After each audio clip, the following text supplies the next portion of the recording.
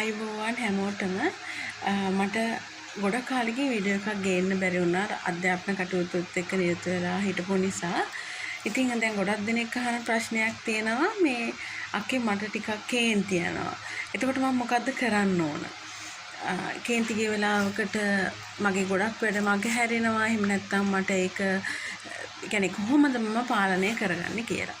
ඉතින් ඒක මේ ඒ අහන අයටත් පොදුයි මටත් පොදු ප්‍රශ්නයක් කේන්ති යන එක නිතරම ඒක මට සාමාන්‍ය ජීවිතයේ අවස්ථාවල සිද්ධ වෙනවා. ඉතින් ඕනම කෙනෙකුට තමන් අකමැති යම් කිසි දෙයක් සිද්ධ වෙන අවස්ථාවක කේන්ති යෑමක් සිද්ධ වෙන්න පුළුවන්. ඉතින් එහෙම වුණා කියලා අපි ඒ අවස්ථාවේ ශනික තීරණයක් අරගෙන තරහ කියන්නේ අධික විදියට ඒක පාවිච්චි කරනවා නම් ඒකෙන් අපිට සහ අපේ අනිත් වටේ ඉන්න පිරිසට ලොකු ගැටලුවක් වෙන්න පුළුවන්. ඉතින් ඒ වගේ අවස්ථාවක අපි කොහොමද හැසිරෙන්න ඕන?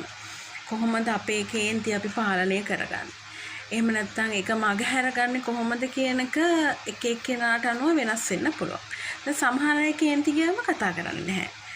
තවත් සමහර අය අනිත් කෙනාට ගහන්න ඊට නැත්නම් තාඩන පීනවට ලක් කරන්න පවා පෙළඹෙනවා. ඉතින් ඒක ලොකු ප්‍රශ්නයක්. ඉතින් හොඳම දේ විදියට මට නම් හිතෙන්නේ මේ වෙලාවට නිහඬ වීම ගොඩක් වටිනවා. ඒ අරනකොට අපිට අපේ ප්‍රශ්නය තව කෙනෙක් එක්ක කතා කරගන්න පුළුවන් නම් ඒ අවස්ථාවේදීම මම හිතනවා ඒකට අපිට හොඳ පිළිතුරක් ලැබෙන්න පුළුවන් කියලා. ඉතින් මේ වගේ දැන් එක එක්කෙනාගේ හැසිරීමත් එක්කනේ අපි මේක තීරණය වෙන්නේ කොහොමද මේ කේන්ති යාමට දක්වන ප්‍රතිචාරය කියලා. ඉතින් වටේ ඉන්න දැන් අපේ වටේ ඉන්න ඒ වෙලාවේ පිරිසක් ඉන්නවනේ ඒ අවස්ථාවක. ඉතින් ඒගොල්ලන්ටත් පුළුවන් අපිට සහයෝගයක් දක්වනවා. ඔයා කේන්ති ගන්න එපා. ඔයා දැන් මෙහෙම කරන්න. ඔයා මේ ප්‍රශ්නෙට මේ විදියට මුහුණ දෙන්න කියලා උපදෙස් දෙන්න පුළුවන් නම් වඩාත් හොඳයි.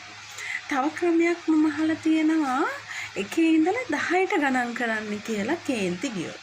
ඉතින් ඒකත් සාමාන්‍ය හොඳ ක්‍රමයක්. මොකද ඒ ගණන් කිරීම තුළ අපේ කේන්තිය වෙන්න පුළුවන්නේ.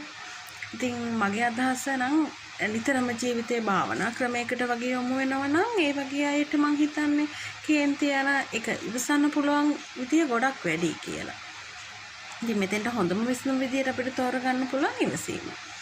ඉතින් කේන්ති යන හැම වෙලාවකම ඉවසන්නත් බෑ. මොකක් හරි සාධාරණ හේතුවක් මත අපිට කේන්ති යනවා නම් නේද?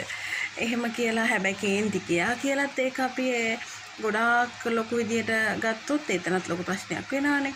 ඉතින් අපි කොහොම හරි මධ්‍යස්ථ වෙලා අපේ ඉවසීමෙන් ඒක පාලනය කරගන්න පුළුවන් නම් වඩාත් හොඳයි. ඉතින් ඒක තමයි අපි කේන්ති යාන එකට අපේ විසඳුම විදියට පාවිච්චි කරන්න පුළුවන් ඉවසීමම තමයි.